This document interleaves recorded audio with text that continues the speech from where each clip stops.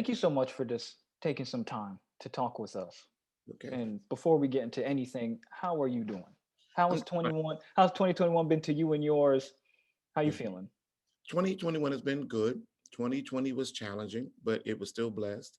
And I'm just looking for upward and onward from here. I can't complain. It's been a interesting season, but we're coming through, persevering. So, how about you? Same. I really can't complain if I can wake up and I can acknowledge I've got the people around me who've been here the day before. I really got a lot to look forward to. My wife is here, my family's here, and everyone's good. So I'm thankful. I'm grateful for that. Um, You're married, Jamal? yes, sir. How many years? It's gonna be 3 in December. Oh, you want a Yeah. honeymoon? You call me. It's 30, it's 31 for me. So you call me back in 28 years and we'll talk for real. I got you. I got you. I'm gonna need to. I Don't tell her I said that. know. You're gonna get me killed, man. Yeah, Oh. you in those that season, those first 7 years of do what you told Jamal. But after 30 years, you go like this. Mm-hmm. Mm-hmm. 31, 31, I think. Listen, I mean, speaking of that, how do you manage? How do you manage personal life, your life to your congregation, your space, your children, and of course to yourself. All right. First of all, Jamal, these are not children. These are full-time, stay-at-home grown adults. How old are you, if I can ask you? 31 in March.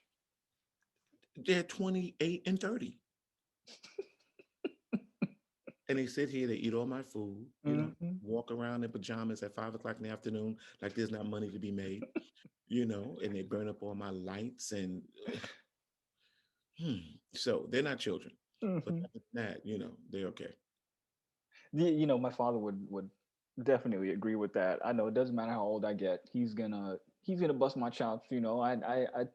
I take advantage of his space. I, Jamal, I am not busting their chops. I just want them to get their own space and get a check that has some deductions in it. Let the government Mhm.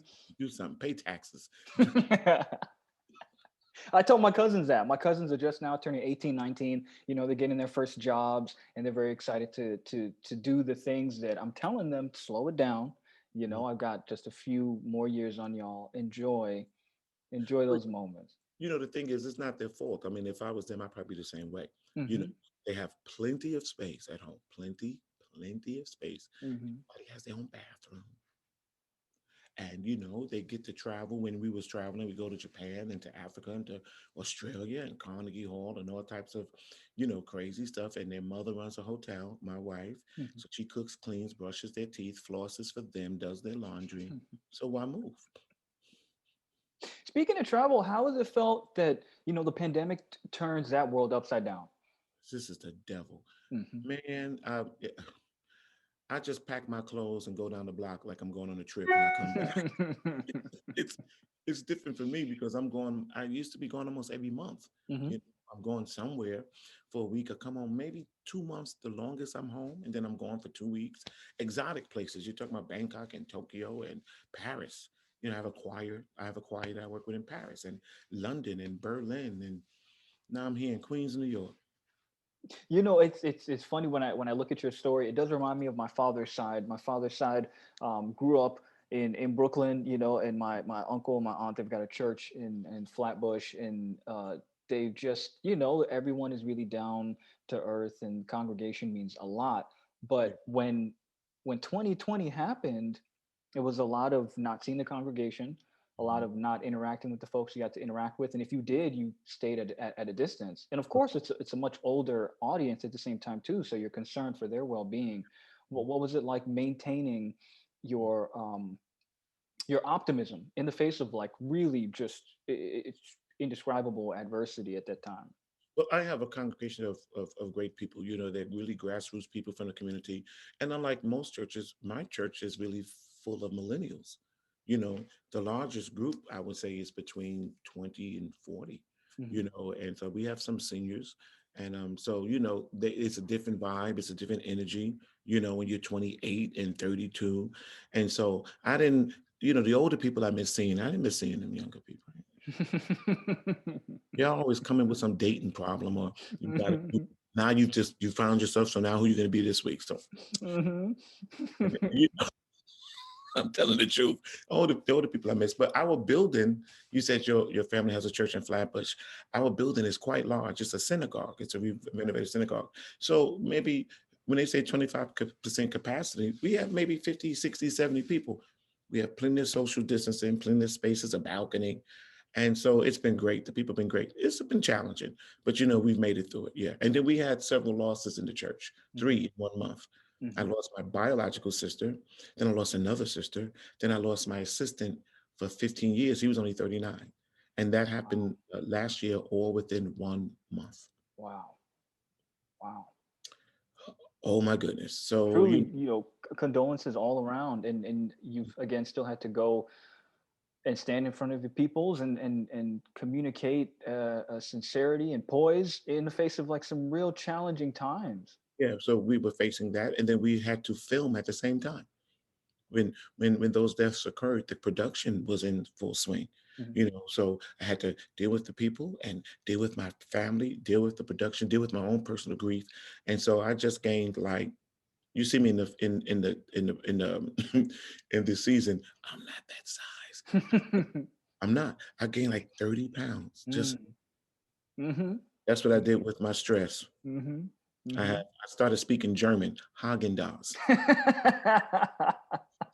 Listen, how are you able to separate this reality TV series from the ones that we often see and that often, that would get like the bad rap and we throw into sort of like trash television? How are you now separating yourself from that Well, space? it's certainly not trash television. So it's not any of the ratchet stuff. And it's really authentic. I don't even call it reality TV. I call it situational TV because the network come to me and says, what are your situations? I said, got these grown kids that won't go nowhere. I got this choir that can't sing. I got this big building and small congregation. I don't know if I'm Luther Vandross or if I'm Joel Osteen. I'm conflicted. Jamal, I'm conflicted. And so, so they said, oh, this is funny. So, and I'm like, I don't like teaching this quiet. They can't sing. I start throwing stuff. They wear Uggs. You can't wear Uggs in rehearsal. Superstars don't wear Uggs. What are you doing? So it's all of those different things. And they just put it together, meshed it in the show. And it's our real church. The people are the real people. When you come and visit, you can say, oh, that's really her. You Mhm. know, it's my real house, at least the interior, not the exterior, because it's New York. You can't have these people finding me. It's my real house. These are my real kids. That's my real closet. These are my real clothes. So Mhm. it's not, fake. It's really situational. And yet it's warm, it's funny. It's like the old black sitcoms from the 90s, Mhm. nobody's fighting and we're not doing stuff like that. And you're gonna leave with an inspirational message. It's there. I'm not preaching this hard gospel. Jesus.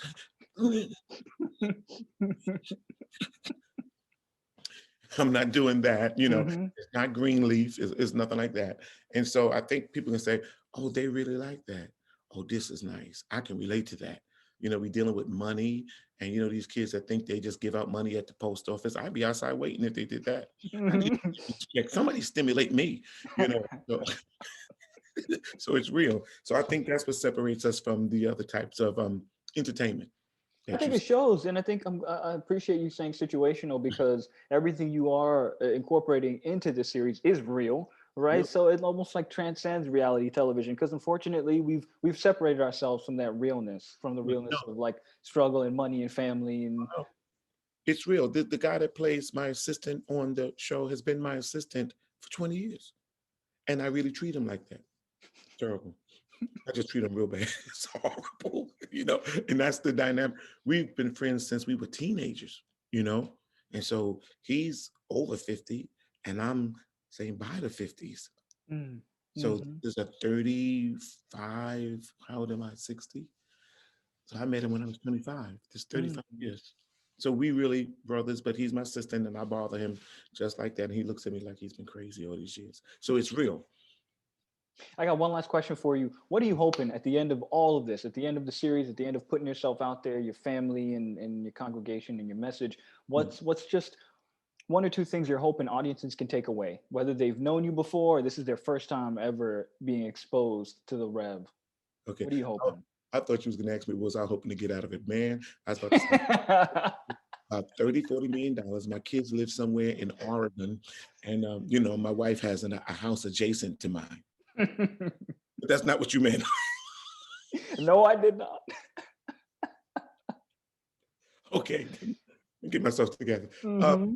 Seriously, I'm hoping that this country will see African American family, patriarchal family, hardworking family, a family that sticks together no matter what through grief, that support each other, that, play with each other, that love each other, and a church of regular people. I want them to see ordinary people can do extraordinary things, and then I want America to be able to embrace who we are as a culture, and maybe we can disarm them from so much of the fear that fuels prejudice and racism and inequity and all of that foolishness. And then I just want people to laugh and have a good time and saying, I got a father just like that. He just like my uncle.